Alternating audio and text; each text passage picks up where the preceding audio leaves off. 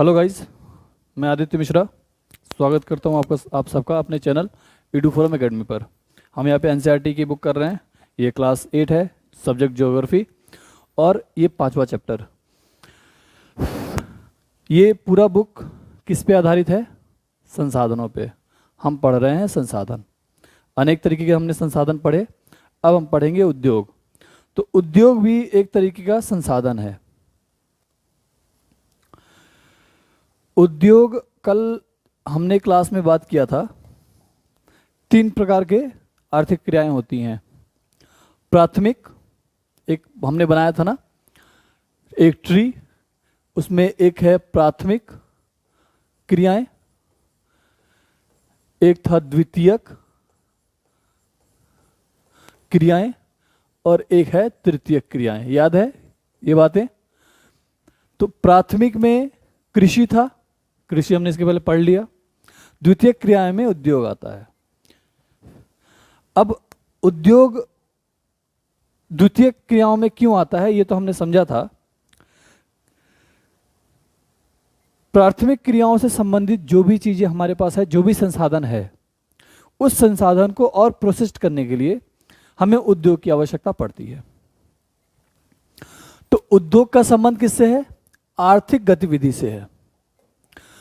आर्थिक गतिविधि से जो कि वस्तुओं के उत्पादन, खनिजों के निष्कर्षण अथवा सेवाओं की व्यवस्था से संबंधित है। इस प्रकार लोहा और इस्पात उद्योग वस्तुओं के उत्पादन से संबंधित है। कोयला खनन उद्योग कोयले को धरती से निकालने से संबंधित है। और पर्यटन सेवा देने के उद्योग से संबंधित है। ठीक है, यही सारी चीजें हमारे लिए संसाधन बनती हैं। अब उद्योगों का हम वर्गीकरण करते हैं। उद्योगों का वर्गीकरण किन आधारों पे हो सकता है? इसको थोड़ा मैं नीचे कर देता हूं। वर्गीकरण किसका कर रहे हैं हम?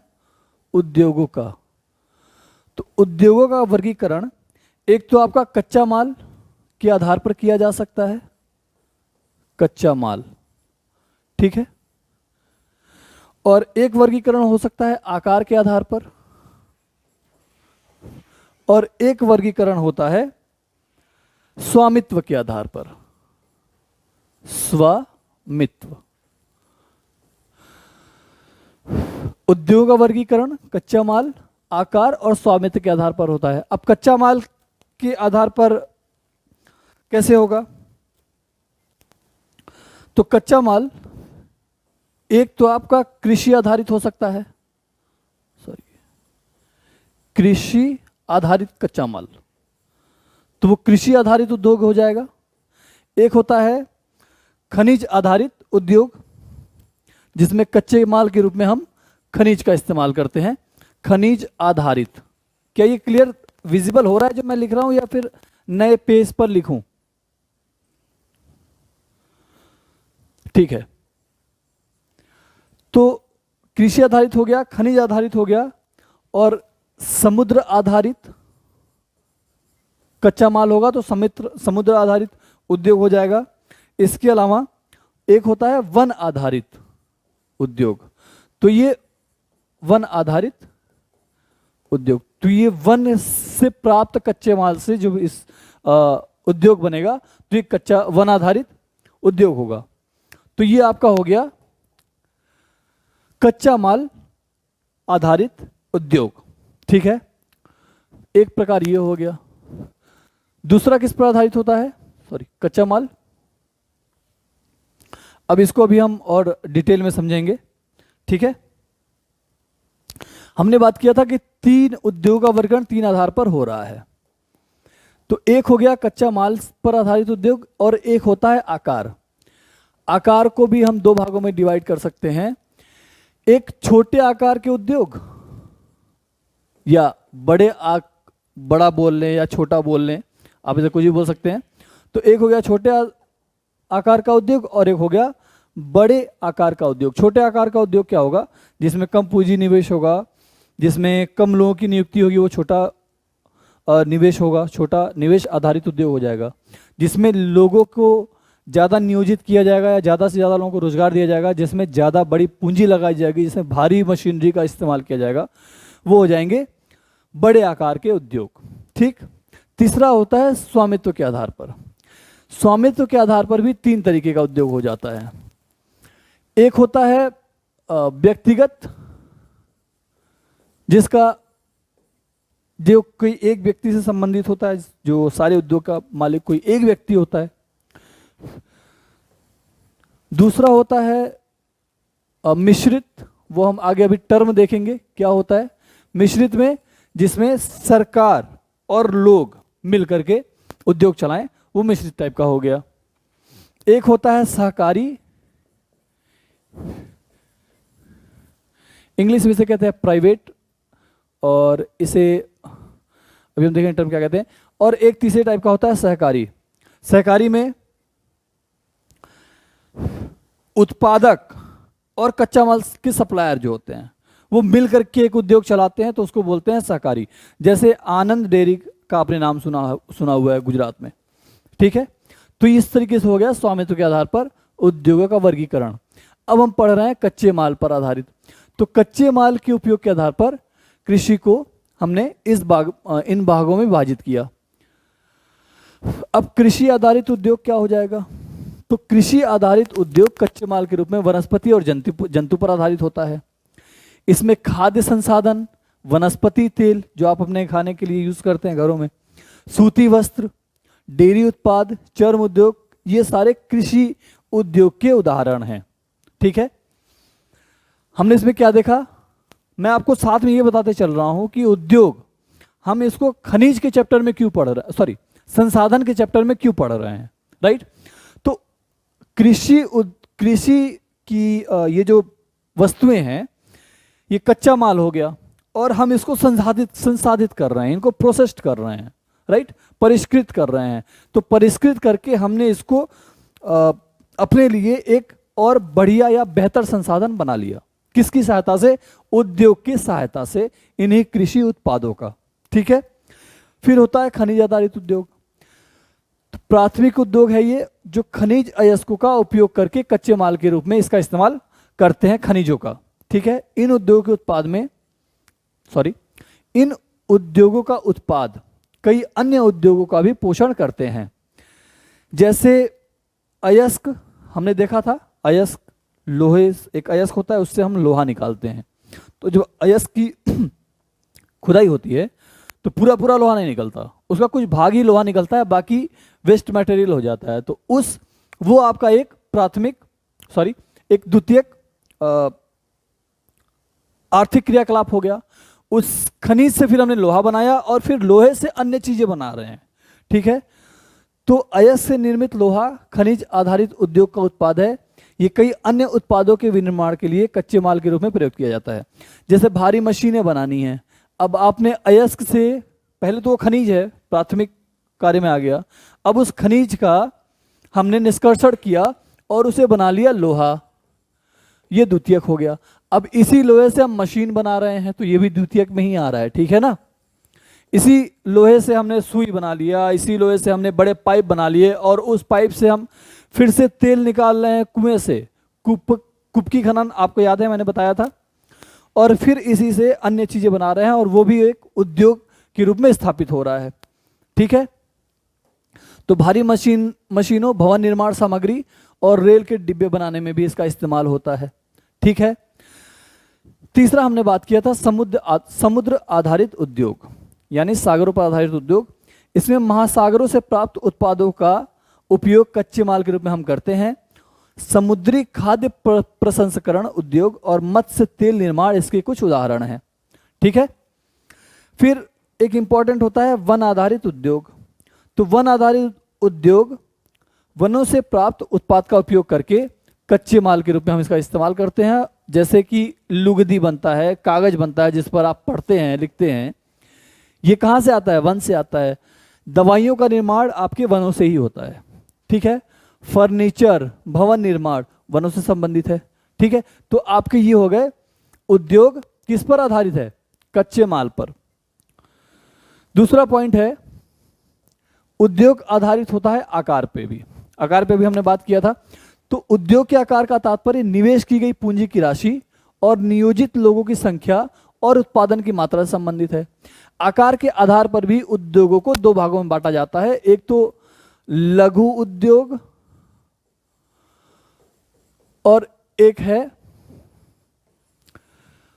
वृहत आकार का उद्योग। वृहत आकार का उद्योग, इसको हमने अभी आपको समझा दिया कि कुटीर या घरेलू उद्योग छोटे पैमाने के उद्योग हैं जिसमें दस्तकारों द्वारा उत्पाद की गई निर्माण उत्पादों का निर्माण हाथ से होता है, जैसे टोकरी की बुनाई, जैसे मिट्टी के बर्तन,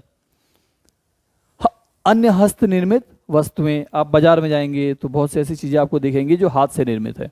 तो जो भी हाथ से निर्मित होगा वो लघु या कुटीर आधारित उद्योग होगा, क्योंकि उसमें मशीनरी का इस्तेमाल नहीं हो रहा है। तो एक आदमी अपने घर में भी बैठ करके मिट्टी के बर्तन बना लेता है और टोकरी की बुनाई कर लेता है, खिलौने बना लेता है हाथ से, ठीक है। तो ये लघु उद्योग हो गए। इसके बाद बड़े उद्योग वो होते हैं जिसमें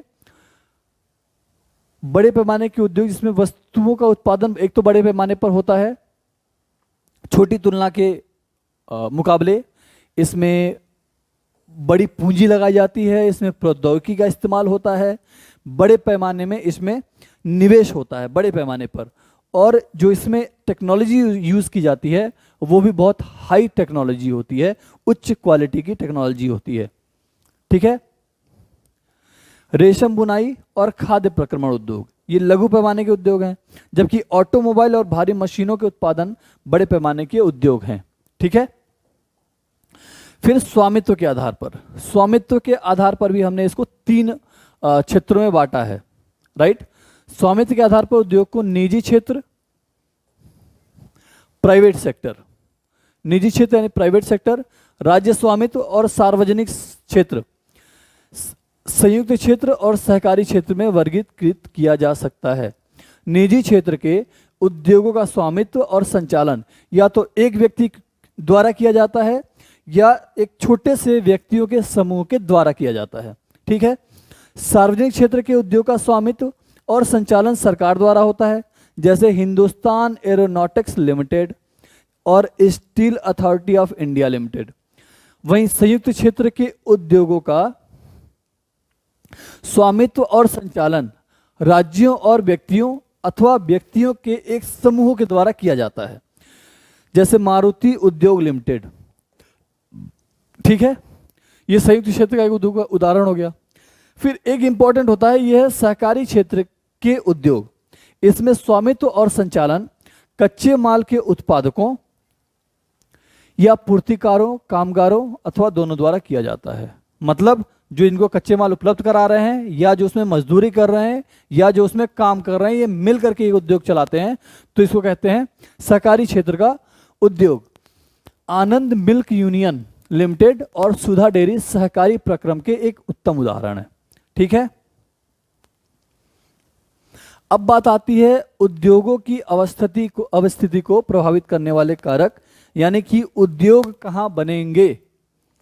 जैसे आपने सोचा एक उद्योग लगाने के लिए, तो आप उसके लिए पहले ये देखते हैं कि भाई हम जो उद्योग लगा रहे हैं उसके लिए कच्चा माल कहाँ से आ रहा है। मान लीजिए आपने एक उद्योग लगाया, उसके लिए कच्चा माल आ रहा है, आपने उद्योग लगाया गुजरात में और कच्चा माल आ रहा है झारखंड से, तो उस कच्चे माल को आने में काफ़ी पैसा और समय का खर्च होगा, तो ये कच्चा माल आपका महंगा पड़ गया।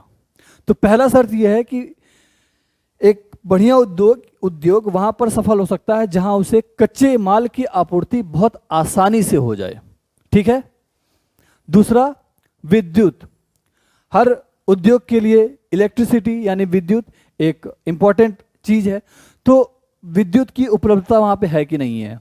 इसीलिए ज़्यादातर उद्योग शहरों में आपने देखे हैं, या उद्योग जहाँ लगते हैं वहाँ शहर बस जाते हैं ऑटोमेटिक, क्योंकि वहाँ पे विद्युत की उपलब्धता सुनिश्चित कर ली जाती है, या ऐसी जगह उद्योग लगाए जाते हैं जहाँ विद्युत की उपलब्धता सुनिश्चित की जा सके, ठीक है।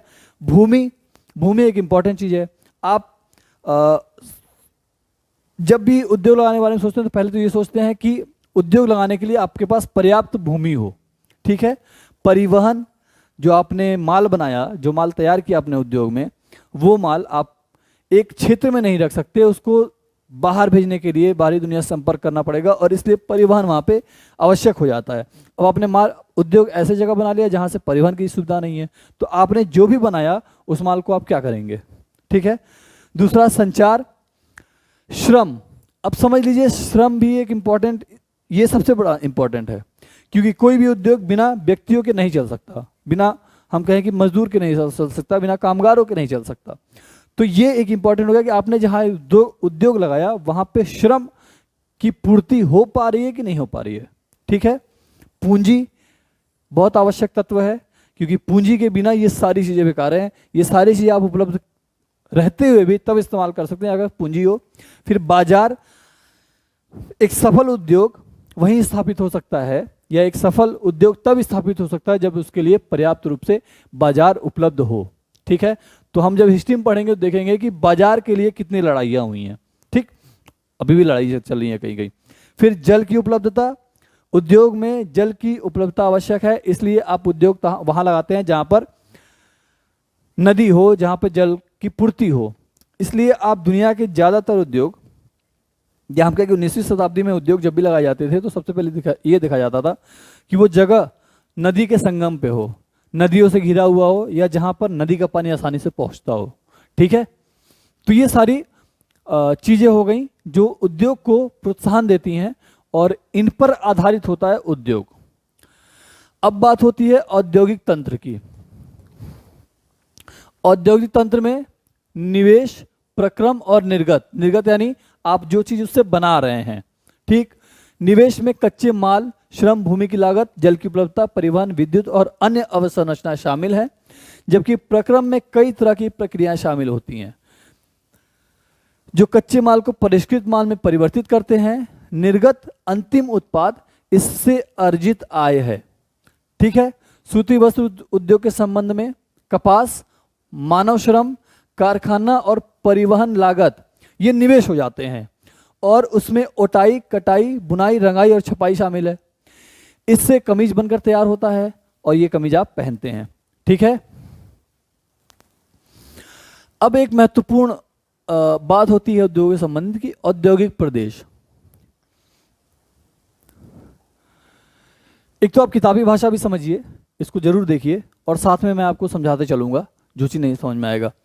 औद्योगिक प्रदेश का विकास तब होता है जब कई तरह के उद्योग एक दूसरे के निकट स्थित होते हैं और अपनी निकटता का लाभ आपस में बांट लेते हैं। विश्व के प्रमुख औद्योगिक प्रदेश उत्तर पूर्व अमेरिका, पश्चिम और मध्य यूरोप, पूर्वी यूरोप और पूर्वी एशिया है। मुख्य औद्योगिक प्रदेश अधिकांशतः शीतोष्ण कटिबंधीय क्षेत्रों में है। ध्यान रखिए पॉइंट को, एक एक पॉइंट अभी हम डिस्कस करेंगे। शीतोष्ण कटिबंधीय क्षेत्र में क्यों है? शीतोष्ण कटिबंधीय क्षेत्र का मतलब थोड़ा ठंडा है। इस समय उत्तर भारत में लू चल रही है और तपा देने वाली गर्मी चल रही है। ज्यादातर लोग सोचते हैं कि आज मैं घर से बाहर ना निकलूं, तो यहां पर उद्योग प्रभावित होता है। जब मौसम ठंडा रहेगा तब आप देखेंगे काम करने के घंटे और काम करने के उत्साह में फर्क आ जाता है, ठीक है। तो इससे भी उद्योग प्रभावित होता है। समुद्री पत्तन के समीप और विशेष तौर पर कोयला क्षेत्र के निकट स्थित होते हैं, ठीक है। ये औद्योगिक प्रदेश। अब ये औद्योगिक प्रदेश का वितरण है। विश्व प्रौद्योगिकी पट्टी और औद्योगिक प्रदेश। अब आप भारत में देखेंगे गंगा की घाटी, मैंने कहा था कि नदी एक महत्वपूर्ण पानी का सोर्स, एक महत्वपूर्ण तत्व है किसके लिए? औद्योगिक क्षेत्र के लिए, ठीक है। तो गंगा की नदी के तट पर आप देख रहे हैं भारत का औद्योगिक प्रदेश विकसित है।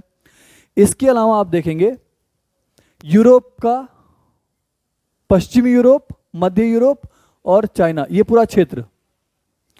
पूरा क्षेत्र औद्योगिक पट्टी के नाम से जाना जाता है, ठीक है। क्यों जाना जाता है? ये ऐसा क्यों है कि यहीं पर औद्योगिक पट्टी बनी, और ऐसा क्यों है कि यहीं पर भारत में औद्योगिक क्षेत्र का विकास हुआ? इस पर हमने कुछ तो देखा, अब आगे और देखेंगे। फिर अमेरिका, ये सबसे ज्यादा औद्योगिक रूप से विकसित क्षेत्र है अमेरिका, और ये औद्योगिक पूरा देश ही एक तरीके से हम कहें कि औद्योगिक पट्टी और औद्योगिक प्रदेश के रूप में विकसित है, ठीक है। अब जो जगह खाली है, अफ्रीका एक बहुत बड़ा कंटिनेंट है, ठीक है। इस जगह में आप देख रहे हैं कहीं छिटपुट रूप से औद्योगिक प्रदेश का विकास हो पाया है, बहुत छिटपुट रूप में, बाकी पूरा देश खाली है, यहाँ पे औद्योगिक क्रिया नहीं है। क्यों नहीं है इसको सोचिए, क्योंकि ये तो पूरा क्षेत्र मरुस्थल से भरा है, तो आप उद्योग कहाँ लगाएंगे। दूसरी बात, ये क्षेत्र पूरा जंगल से भरा हुआ है। मैंने आपको बताया था कि ये 0 डिग्री पर आ रहा है, और 0 डिग्री पे क्या हो रहा है, इक्वेटर पे जंगल, घने जंगल। यहाँ पर जब सूर्य की रोशनी जमीन पे नहीं पहुंच पा रही तो आप उद्योग कहाँ से लगाएंगे। फिर ये क्षेत्र, ये अमेजन का यहाँ पे जंगल है, जो कहा था कि सबसे घना जंगल है। यहाँ पर सबसे बड़ी नदी है जिसका बेसिन बहुत बड़ा है, जल बेसिन बहुत बड़ा है, ठीक है। तो ये हो गए औद्योगिक प्रदेश और पट्टी। भारत में जो औद्योगिक प्रदेश हैं, मुंबई पुणे समूह, बंगलौर, तमिलनाडु प्रदेश, हुगली प्रदेश, अहमदाबाद बड़ोदरा प्रदेश, छोटा नागपुर औद्योगिक प्रदेश, विशाखापट्टनम गुंटूर औद्योगिक प्रदेश, गुड़गांव दिल्ली मेरठ औद्योगिक प्रदेश, और कोल्लम तिरुवनंतपुरम औद्योगिक प्रदेश, ये भारत के औद्योगिक प्रदेश हैं। अब हम इनके वितरण की बात कर रहे हैं, उद्योगों के वितरण और उनके विश्व के औद्योगिक पट्टी और औद्योगिक प्रदेश यहां पर है तो क्यों है और बाकी जगह क्यों नहीं है। तो इसके लिए एक तो बड़ा कारण हमने आपको बताया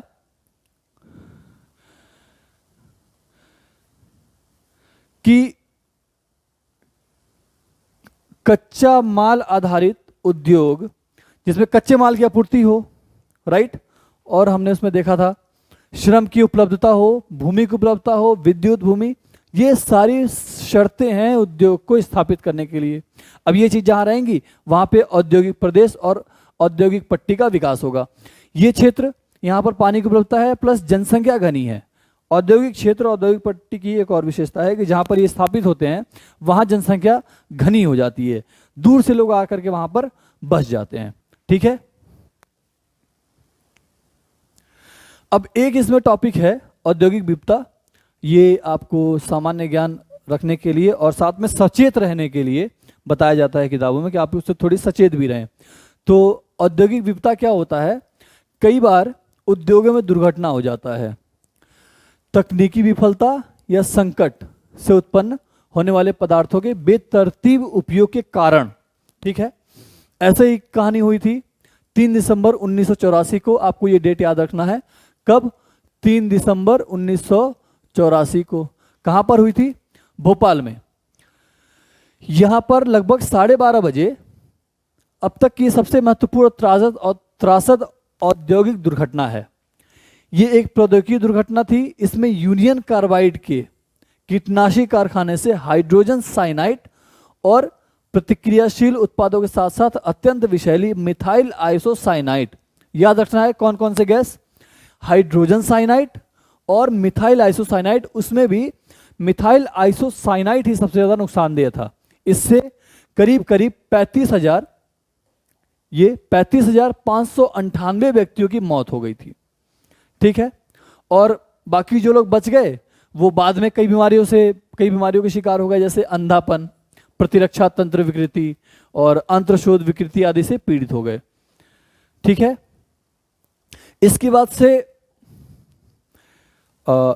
इसके बाद एक घटना हुई थी 2005 को, 23 दिसंबर 2005 को चीन के गांव चोंगिंग में गैस कूप में विस्फोट हुआ था। इस विस्फोट में 243 लोगों की मृत्यु और 9,000 लोग दुर्घटनाग्रस्त हो गए थे। इन स्थानों से 64,000 लोग विस्थापित हुए थे। विस्थापित होने का मतलब जहां वो रह रहे थे उन्हें वो जो जगह छोड़ करके जाना पड़ा, ठीक है। कई लोग विस्फोट के बाद भाग तो गए, कई लोग तो विस्फोट कारण मर गए और कई लोग वहां से भाग निकलने में सफल हुए। जो भाग निकलने में सफल हुए वो भी बाद में उनकी आंखें खराब हो गई, त्वचा खराब हो गया, फेफड़े और फेफड़े जो है गैस से क्षतिग्रस्त हो गए। तो ये कहते हैं कि ये दोनों मानव भूल से निर्मित आपदा थी, ठीक है। अब जोखिम कम करने के उपाय क्या हो सकते हैं? तो हमने एक देखा कि उद्योग किनारे लोग बस जाते हैं या उद्योग वहां बसते हैं जहां लोग होते हैं। तो घने बसे आवासीय क्षेत्रों को औद्योगिक क्षेत्रों से बहुत दूर स्थापित किया जाना चाहिए। ये हमने कब सीखा? जब हम दुर्घटना से ग्रसित हो गए। ठीक है। उद्योगों के समीप बसने वाले लोगों को दुर्घटना होने की स्थिति में विषैले या खतरनाक पदार्थों के संग्रहण के संभव प्रभाव का ज्ञान होना चाहिए। जैसे भोपाल में हुआ, भोपाल में त्रासदी कुछ कम की जा सकती थी अगर उन्हें ज्ञान हो जाता, वहां के लोगों को उसके बारे में पता रहता। ठीक है। उस दुर्घटना को सबसे ज्यादा त्रासद इसलिए भी बना दिया गया कि लोगों को उसके बारे में जानकारी नहीं थी। ठीक है। विषैले पदार्थों के भंडारण की क्षमता की सीमा होनी चाहिए। फिर वही भोपाल वाली बात कि वहां पे वो इतनी ज्यादा मात्रा में था, लीकेज हुआ तो होता ही गया और वो काफी देर तक चलता रहा। सपोज कि अगर उसका भंडारण कम होता, थोड़ी देर में लीकेज होकर खत्म हो जाता, तो उसकी त्रासदी इतनी बड़ी न होती। फिर उद्योगों में प्रदूषण नियंत्रण के उपाय उन्नत किया जाना चाहिए। ये कुछ तरीके हैं जिससे हम औद्योगिक आपदा से बच सकते हैं। ठीक है। अब हम बात कर रहे हैं उद्योगों के वितरण पर। विश्व के प्रमुख उद्योग लोहा इस्पात उद्योग हैं। अगर हम कहें कि जो औद्योगिक रूप से जो पहला वस्तु निर्मित किया गया था आधुनिक दुनिया में, वो था कपड़ा। ठीक है। अब कपड़ा के लिए जिस मशीन का इस्तेमाल होता था वो आपका लोहे से बना था, तो लोहा इस्पात उद्योग सबसे पुराना हो जाएगा। इसके बाद सूती वस्त्र उद्योग, क्योंकि लोहे के वस्तुओं से ही सूती वस्त्र उद्योग का निर्माण हुआ। इसके बाद आया तीसरे नंबर पे सूचना और प्रौद्योगिकी उद्योग। सूचना और प्रौद्योगिकी उद्योग ये अभी चल रहा है और जो देश इसमें आगे हैं वो डेवलप कर रहे हैं। ठीक है। लोहा इस्पात उद्योग और वस्त्र उद्योग ये काफी पुराने हो चुके हैं, जबकि सूचना प्रौद्योगिकी उद्योग एक नया उभरता हुआ उद्योग है। वो देश जिसमें लोहा इस्पात उद्योग अवस्थित है वो जर्मनी, संयुक्त राज्य अमेरिका, चीन, जापान और रूस है। यहां पर लोहा इस्पात उद्योग अवस्थित है। वस्त्र उद्योग भारत, हांगकांग, दक्षिण कोरिया, जापान और ताइवान में केंद्रित है। और सूचना प्रौद्योगिकी उद्योग के मुख्य केंद्र हैं मध्यवर्ती कैलिफोर्निया, सिलिकॉन घाटी और भारत के बेंगलुरु प्रदेश में। ठीक है। अब लोहा इस्पात उद्योग की बात करते हैं। बाकी सारे उद्योगों की तरह, अच्छा एक चीज और है, अभी आपने पढ़ा यहां पर सूचना प्रौद्योगिकी उद्योग, तो उभरते हुए उद्योग सनराइज उद्योग के नाम से जाने जाते हैं। इसमें सूचना प्रौद्योगिकी, स्वास्थ्य लाभ, सत्कार और ज्ञान से संबंधित उद्योग शामिल है। तो आपको ये ध्यान रखना है कि सनराइज उद्योग में कौन कौन से आते हैं? प्रौद्योगिकी, स्वास्थ्य, सत्कार और ज्ञान। ठीक है। अब हम बात करेंगे लोहा इस्पात उद्योग पर। तो लोहा इस्पात उद्योग बाकी उद्योग की तरह ही इसमें भी बहुत निवेश होता है, बड़ी मशीनरी लगानी पड़ती है, बड़ी संख्या में लोगों को नियोजित करना पड़ता है। प्रक्रम और निर्गत इसमें शामिल है। यह एक पोषक उद्योग है जिसके उत्पाद अन्य उद्योगों के लिए कच्चे माल के रूप में काम आते हैं। ठीक है। जैसे हमने इसके पहले देखा भी कि आपको खनन करना है तो खनन एक उद्योग है, लेकिन खनन के लिए कुप्की खनन जब आप करेंगे तो उसके लिए फिर हमें लोहे का पाइप चाहिए। ठीक है। तो ये बाकी उद्योग के लिए कच्चे माल के रूप में प्रयुक्त होता है। उद्योग के लिए निवेश में श्रम, पूंजी, स्थान और अन्य अवसंरचना के साथ साथ लौह अयस्क, कोयला, चूना पत्थर कच्चे माल के रूप में सम्मिलित है। लौह अयस्क से इस्पात निर्माण की प्रक्रिया में कई चरण शामिल हैं। कच्चे माल को पहले तो भट्टी में रखा जाता है जहां ये गलाया जाता है, इसको प्रगलित, यहां पर यही टर्म यूज किया जा रहा है, प्रगलन। ठीक है। इसके बाद ये परिशोधित होता है, यानी कि प्रोसेस्ड होता है, और प्राप्त उत्पाद इस्पात होता है बाद में, जो अन्य उद्योगों में कच्चे माल के रूप में इस्तेमाल होता है। जैसे अगर मैं कहूं, आपने लोहे की चादरें देखी होंगी, तो लोहे की चादरें के लिए लोहा चाहिए, और लोहा बनाने का आपने एक उद्योग देख लिया। ठीक है। द्वितीयक उद्योग वो भी है, द्वितीयक उद्योग ये भी है। ठीक है। लोहा उत्पाद उद्योग। इससे एल्युमिनियम, निकेल, तांबा और अन्य धातुओं को थोड़ी थोड़ी मात्रा में इस्पात में मिलाकर मिश्र धातु बनाई जाती है, और ये मिश्र धातु थोड़ा प्रोसेस्ड हो जाता है, या हमारे थोड़ा हम इसे और संसाधित करके इसमें असामान्य कठोरता, दृढ़ता और जंग प्रतिरोधक क्षमता हम इसको प्रदान कर देते हैं। ठीक है, इस्पात आधुनिक उद्योगों के लिए एक मेरुदंड है, यानी कि एक पिलर का काम करता है।